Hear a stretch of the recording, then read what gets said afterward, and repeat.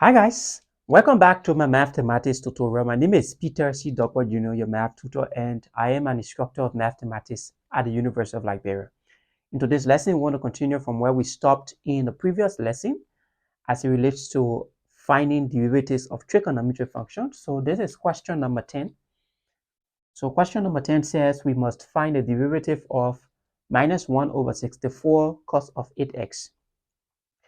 So we have y prime, that is the derivative now of y, is equals, now this minus 1 over 64, we can rewrite it. And then we differentiate this cos of 8x.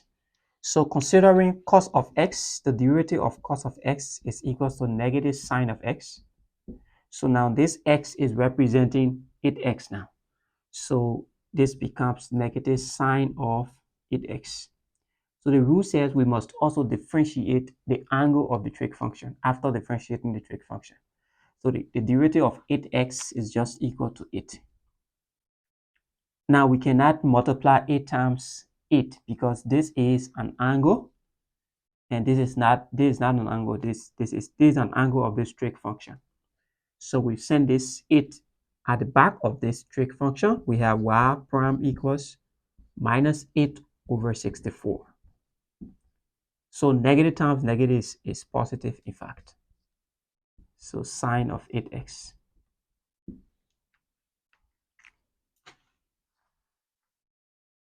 So now 8 divided by 64 is just 8 into itself 1 times, and then 8 into 64 8 times. So this is just equals to 1 over 8. Now we could leave this problem like this if at all this was the solution that your instructor gave you. But we could also rewrite this sine of 8x into some identities such that the coefficient of this sine of this sine function is just 1. So the coefficient of the angle of this sine function should just be 1. So how can we do it?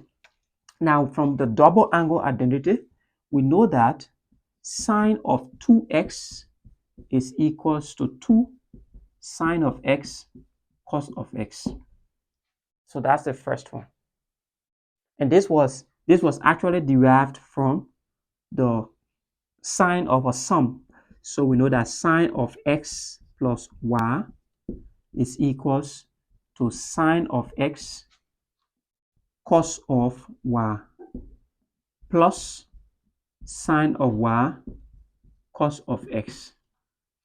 So if this x is just equals, if you have x to be equals to x and y to be equals to x, which will give you 2x now.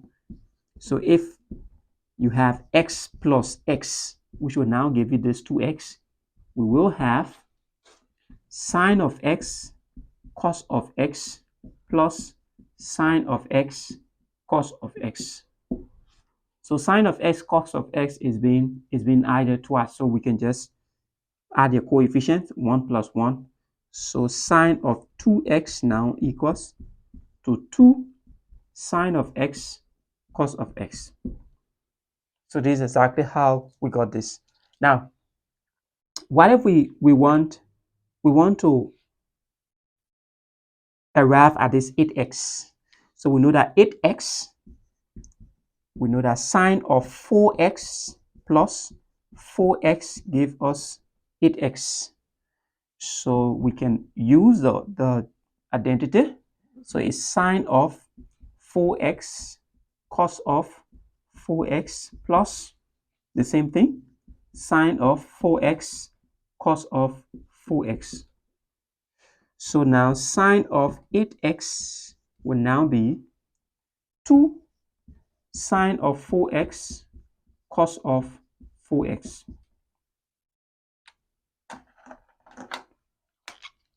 So now we've reduced sine of 8x to sine of 4x. So we can also reduce this sine of 4x. So we know that to get 4x, we need to say sine of 2x plus 2x. So 2x plus 2x give us 4x.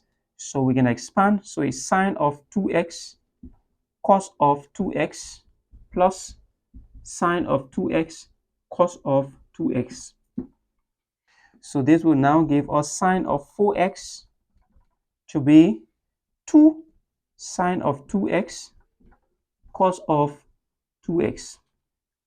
Now we can also rewrite this sign, because this sine of 8x, we want to take it from 8x all the way to x, where the coefficient here will just be 1 instead of 8. That's exactly what we're doing. So the last one, we can rewrite this sine of 2x as sine of 2x as what we have here, in fact. So this is sine of 2x. This is sine of 4x. And then this is sine of 8x. So how are we going to write it? Now let's look here. So I erase this one. Okay. I erase this one like this. Okay. So now we have y prime to be 1 over 8 sine of 8x is equals to 2 sine of 4x cos of 4x. But we know that sine of 4x, now this 2 into 8 1 time, 2 into 8 4 times. So we also know that, so this is 1 over 4. Sine of 4x now is 2 sine of 2x cos of 2x. That's what we know. But there's a 4x here already, so we must attach cos of 4x. Because we only replace this one right here. So this is representing this whole thing. Great. So this 2 into h 1 time, 2 into 4, 2 times. Y prime now becomes sine of 1 over 2 sine of 2x cos of 2x cos of 4x. So finally, we can also rewrite this sine of 2x. So sine of 2x is just equal to what we have there. So now we have y prime to be 1 over 2. So this sine of 2x now is 2 sine of x cos of x. And then this is cos of 2x.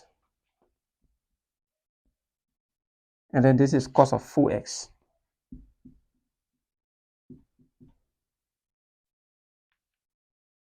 So therefore, we can have y prime to be sine of x cos of x cos of 2x and cos of 4x. So this is our final answer. So thanks also much for watching, and see you in our next lecture.